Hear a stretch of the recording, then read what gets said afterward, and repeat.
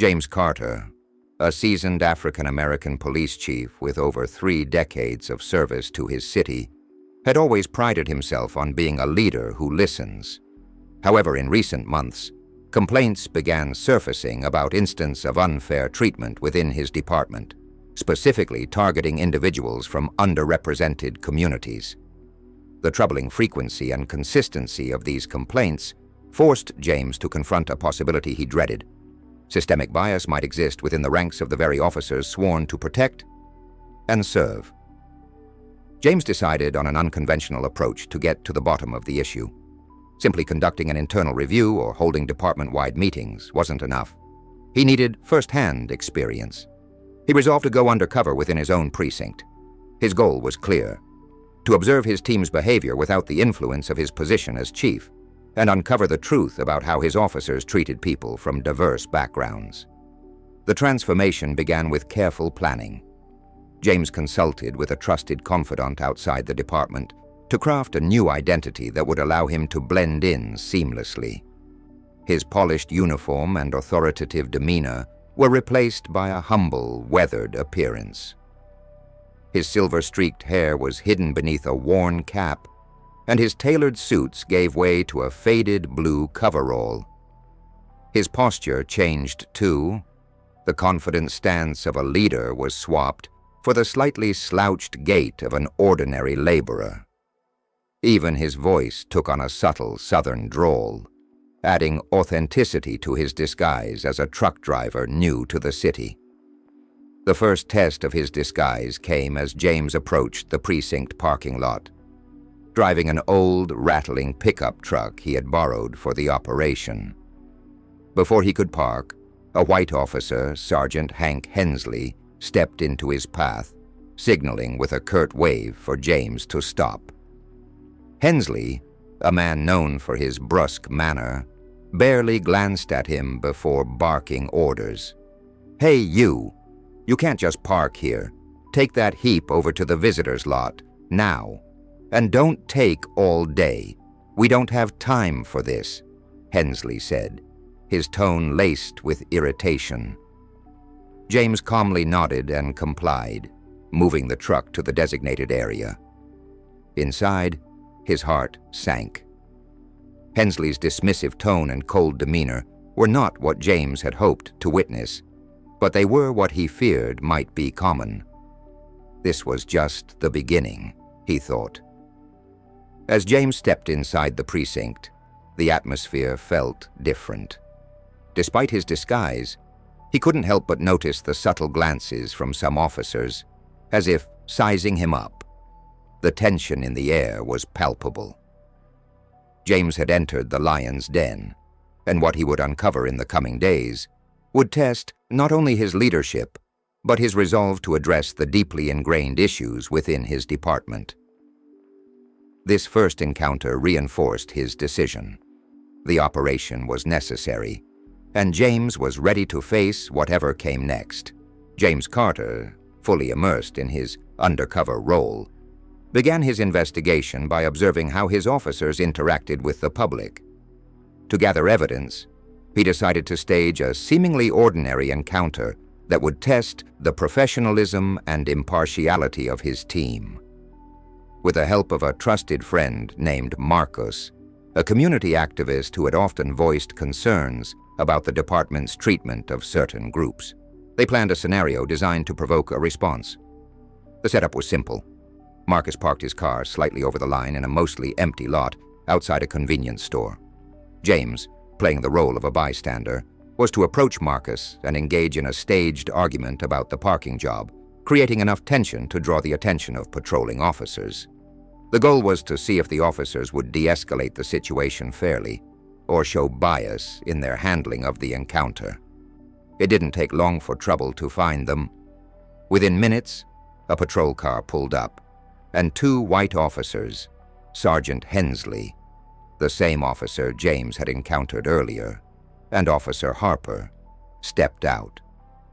Their expressions were stern, and their body language made it clear they were in no mood for explanations.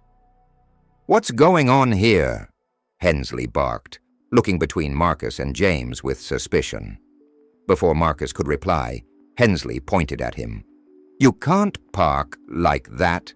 Are you trying to block traffic or what?"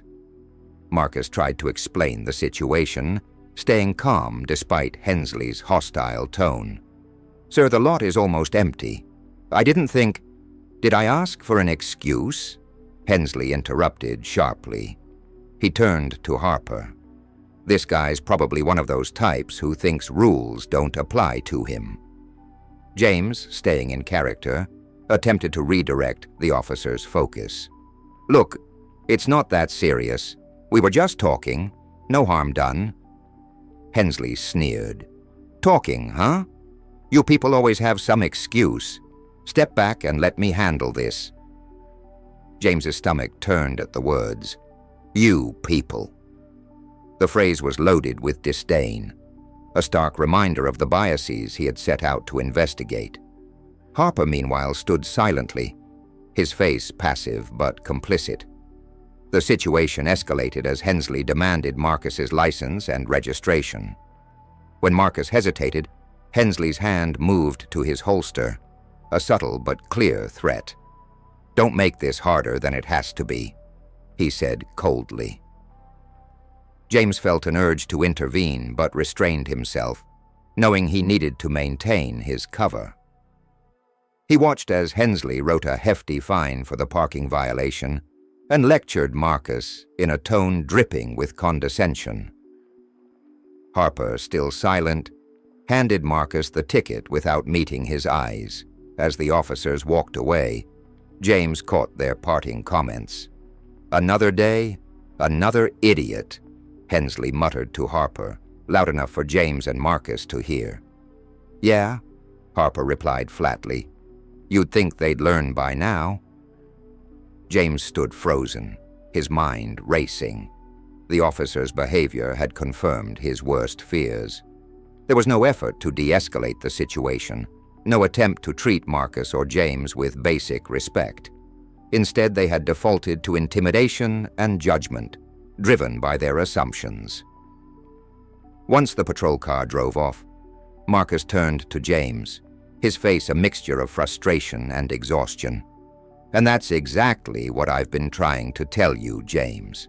This isn't just one bad apple. It's the whole tree." James nodded silently. He knew Marcus was right.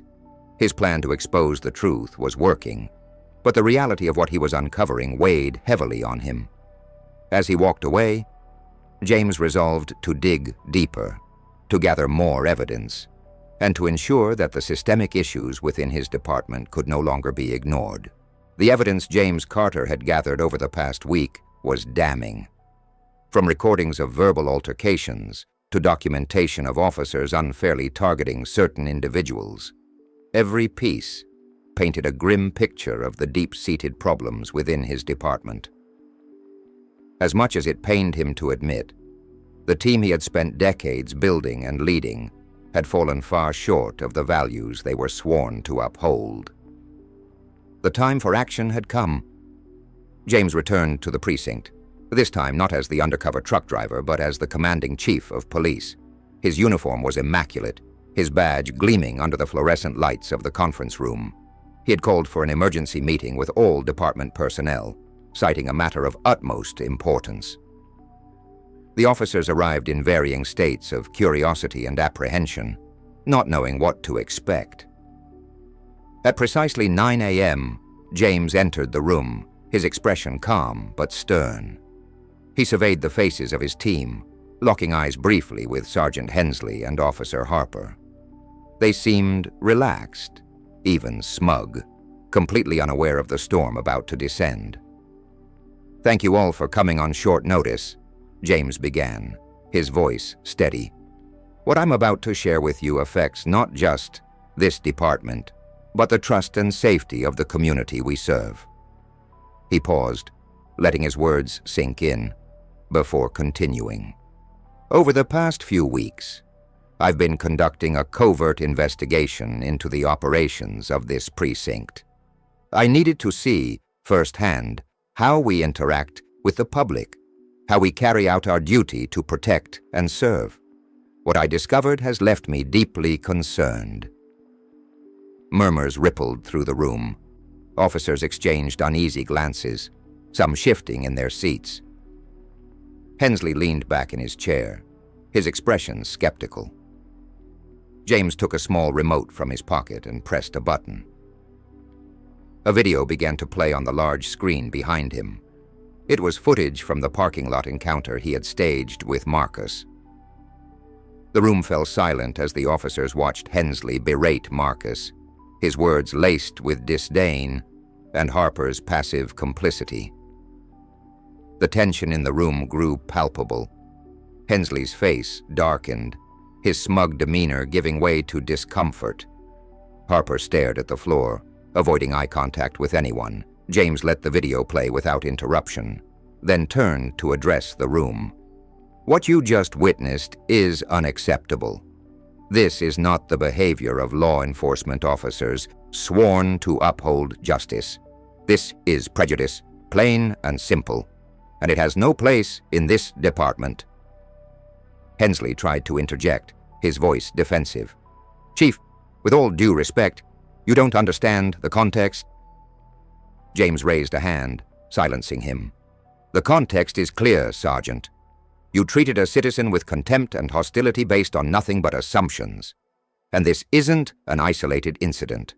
I have more footage, more evidence, showing similar behavior from others in this room." Gasps filled the air as James's words landed like a hammer. He placed a stack of documents on the table in front of him, records of complaints, tickets issued disproportionately, and other signs of systemic bias. This is the reality of our department right now, and it's a reality that we must change. The room was heavy with tension, but James wasn't finished. "Effective immediately, Sergeant Hensley and Officer Harper are suspended, pending a formal investigation. Additional reviews will be conducted for everyone in this room. If there are others who have acted in ways that violate our core values, you will be held accountable." Hensley's face turned red with anger. "You can't just—" "I can and I will," James interrupted firmly. "This department answers to the people of this community, and I will not allow it to fail them." The room fell into a stunned silence. James scanned the faces of his officers, noting the mix of shame, anger, and quiet resolve. "Let me be clear," he said, his voice softer now but no less commanding. "This isn't about punishment. It's about accountability. We have the power to rebuild trust, to become the kind of department this community deserves. But that starts with owning up to our mistakes." With that, James concluded the meeting, leaving his team to reflect on the stark truth he had laid before them. As he exited the room, he felt a mix of exhaustion and determination. The hardest part was yet to come, but James knew that this confrontation was the first step toward meaningful change. The fallout from the confrontation was immediate. News of the emergency meeting and the suspensions of Sergeant Hensley and Officer Harper spread quickly through the precinct and the community. For some, it was a moment of validation, proof that their voices had finally been heard. For others, it was a wake-up call, a reminder that their actions, no matter how small or seemingly unnoticed, carried real consequences. James Carter knew this was only the beginning. He called for an internal audit of all recent complaints against the department and launched a mandatory training program focused on impartial policing, de-escalation tactics, and understanding cultural sensitivities. But for James, these measures weren't enough. The community needed to see action, not just promises. At a press conference held a week later, James addressed the community. Standing in front of City Hall, he faced a crowd of reporters and concerned citizens. Cameras flashed as he stepped up to the podium, his expression serious but resolute. "Good morning, and thank you for being here," James began, his voice carrying a mix of authority and sincerity. "As many of you know, I recently conducted a covert investigation within our police department. What I discovered was troubling: instance of unfair treatment, biased assumptions, and a failure to uphold the values we as officers are sworn to protect. He paused, allowing the weight of his words to settle. Let me be clear. This behavior does not reflect the standards of this department, nor does it represent the values of our community. Effective immediately, we are taking steps to address these issues head-on. Several officers are now under investigation, and we will hold accountable anyone who has acted inappropriately. The crowd murmured, some expressing approval, others skepticism. James raised a hand to calm the noise. I know trust cannot be rebuilt overnight, but I promise you this: we are committed to change. Our goal is to serve every member of this community with fairness, respect, and dignity. No exceptions. A reporter raised her hand. Chief Carter, do you believe the issues in your department are systemic? And if so, what's your plan to address them? James nodded. Yes, these issues are systemic, and they require systemic solutions. We're implementing new protocols for accountability, mandatory training for all officers, and creating a civilian oversight board to ensure transparency. But let me be clear. These changes will only work if we have the community's input and involvement. This isn't just about fixing the department. It's about building a stronger partnership with the people we serve. His words were met with applause from some and cautious nods from others. For James, it was a step in the right direction. Back at the precinct, the atmosphere had shifted. Officers were quieter, more introspective. Some approached James privately to express their support and acknowledge their own need to change. Others, resistant to the new policies, grumbled but complied, knowing the stakes were too high to ignore. James took a personal interest in mentoring younger officers, sharing stories from his own experiences, and emphasizing the importance of empathy and fairness in policing. He also worked closely with the newly formed Civilian Oversight Board, attending their meetings and incorporating their recommendations into department practices. Sergeant Hensley and Officer Harper, meanwhile, faced disciplinary hearings. The evidence against them was overwhelming, and both were terminated from their positions. While the decision sparked mixed reactions among the department's ranks, it sent a clear message: no one is above accountability. Months later, the changes James had implemented began to show results. Complaints against the department decreased, and community police relations improved. Citizens who had once been wary of law enforcement now attended public forums and neighborhood meetings, finding common ground with officers who were eager to listen and learn. James reflected on the journey as he walked through the precinct one evening. The road had been difficult, filled with resistance and hard truths, but seeing the progress, small yet meaningful, reaffirmed his belief that change was possible. As he left the building, a young boy approached him with his mother, holding a small hand-drawn sign that read, "Thank you, Chief Carter." James knelt to the boy's level, smiling warmly. "Thank you for believing in us," he said. The boy grinned. "You made things better." James stood, looking out at the city he had dedicated his life to. Not just me, he thought. All of us. The path forward was clear: fairness, accountability, and a renewed commitment to justice. James knew there was still work to be done, but he also knew he wasn't alone in the fight.